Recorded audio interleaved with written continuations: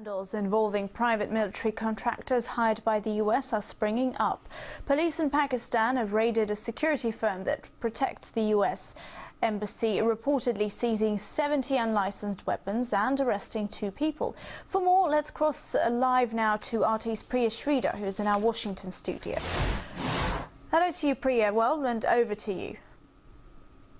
Hi there. Well, we've been hearing about all kinds of naughty behavior by private contractors over in Afghanistan. But now it seems like there's a new wave of private contractors hitting the streets of Pakistan. And surprise, surprise, with these private contractors comes scandal. And here to talk about it with me is RT contributor and investigative journalist Wayne Madsen.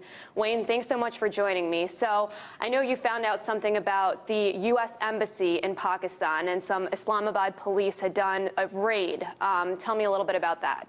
Well, apparently the U.S. Embassy in Islamabad contracted with a local Pakistani security company called Inter-Risk Security, headed up by a retired Pakistani Army captain who, by the way, attended courses in Fort Benning and a U.S. Secret Service course in this country. He seems to be very, very close to the Americans, but his offices were raided. The Islamabad police carried away over 70 unlicensed weapons, including rifles, assault weapons, and pistols.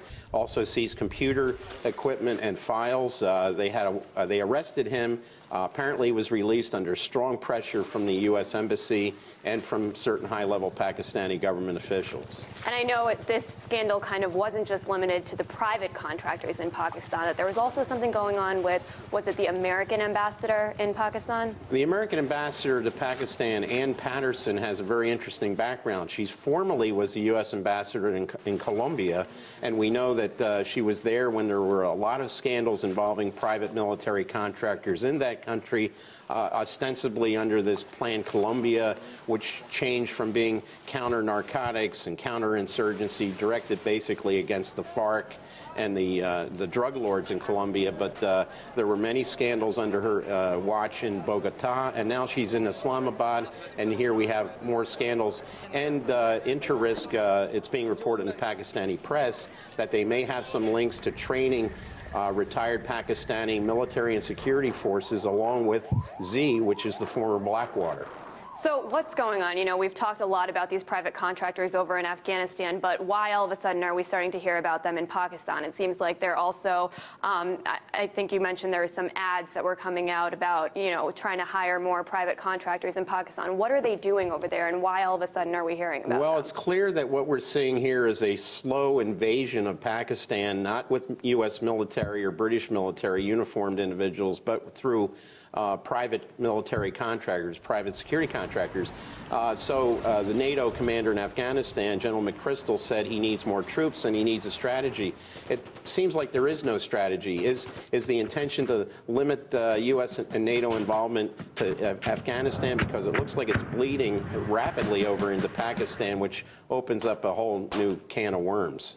And so what's the problem with these private contractors? Why are we always hearing about some sort of scandal or naughty behavior, and how can the United States monitor them? Is that possible? Essentially, no military chain of command, no accountability, no military good order and discipline amongst these private contractors.